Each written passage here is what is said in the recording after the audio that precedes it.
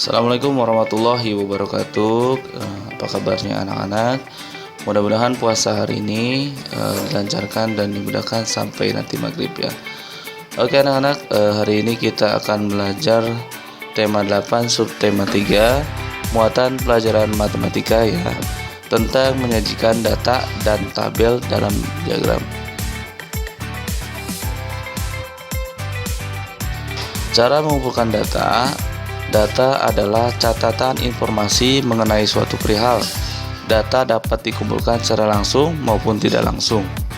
Berikut cara mengumpulkan data antara lain, yaitu yang pertama wawancara, yaitu kegiatan pengumpulan data secara langsung dengan cara tanya jawab antar pewawancara dan narasumber. Yang kedua, pengamatan secara langsung. Dan yang ketiga, menyebar kuesioner atau angket. Kuesioner atau angket adalah daftar pertanyaan tertulis mengenai masalah tertentu yang harus diisi atau dijawab oleh responden.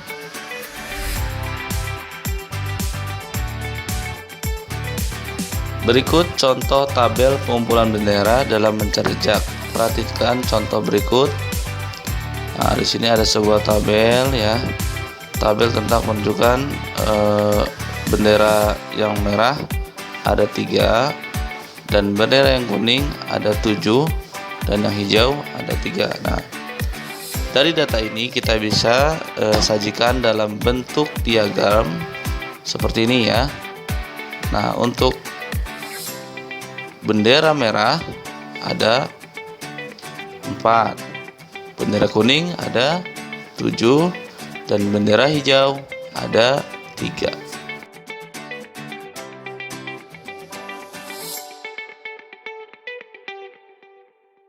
Mengumpulkan data dan menyajikan data. Data merupakan suatu keterangan yang diperlukan untuk mendapatkan gambaran suatu keadaan. Dan pengumpulan data dapat bersumber dari beberapa sumber ya. Yang pertama itu dari data hasil ujian siswa. Yang kedua, data hasil pengukuran tinggi badan. Yang ketiga, data hasil berat badan. Dan yang keempat, diagram batang.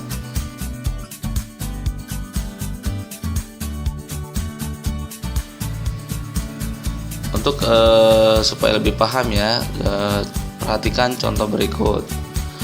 Rasya ingin mengetahui kegemaran yang Zuhaid teman-teman di kelasnya.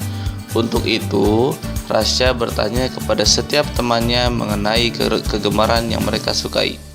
Dari 10 temannya, Rasya mendapatkan data sebagai berikut. Yang pertama, ada teman yang hobi bersepeda, ada 3 anak. Nah, ada yang hobi olahraga, dan ada yang hobi membaca, dan yang terakhir hobi masak. Nah, kita dapat menggambarkan atau kita gambarkan dalam bentuk diagram ya. Di sini kalian buat dulu diagramnya, kotaknya ya. Terus diberi nomor 1 sampai 8. Lalu buat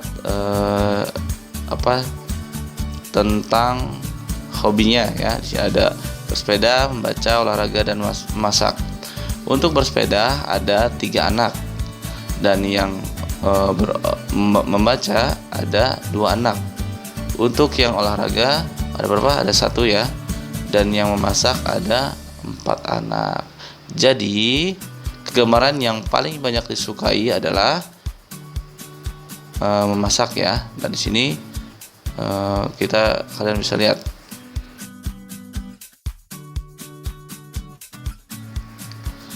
Dan untuk lebih jelas lagi, kita perhatikan data pekerjaan orang tua siswa kelas 3 SD Sabil Huda ya. Ini hanya sekedar contoh. Di sini ada tabel jenis pekerjaan ya, dan banyak anaknya. Di sini ada PNS, wirausaha, petani, buruh pabrik, dan karyawan. Kita buat seperti tadi, buat sebuah tabel untuk membuat sebuah diagram. Di sini ada jumlah PNS ada 6 anak. Yang wirausaha ada 8 anak, dan petani ada berapa? Ada 10. Buruh pabrik ada berapa 5 ya, dan karyawan ada sekitar 6 anak ya.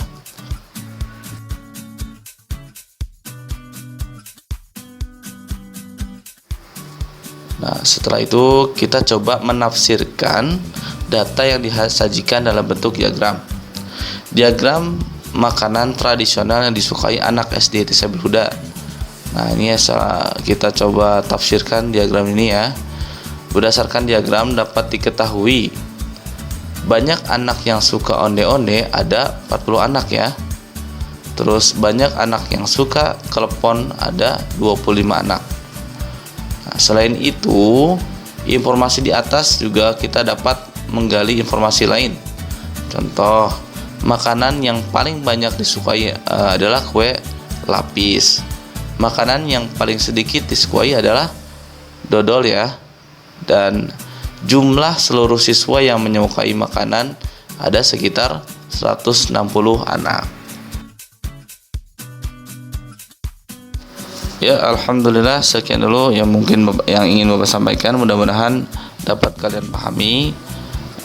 Tetap semangat ya, jaga kesehatan. Jangan lupa perbanyak bertilawah di bulan Ramadan dan perbanyak beribadah ya. Sekian dulu dari Bapak. Wabillahi taufiq wal hidayah. Wassalamualaikum warahmatullahi wabarakatuh. Sabilul Huda, taat hebat juara.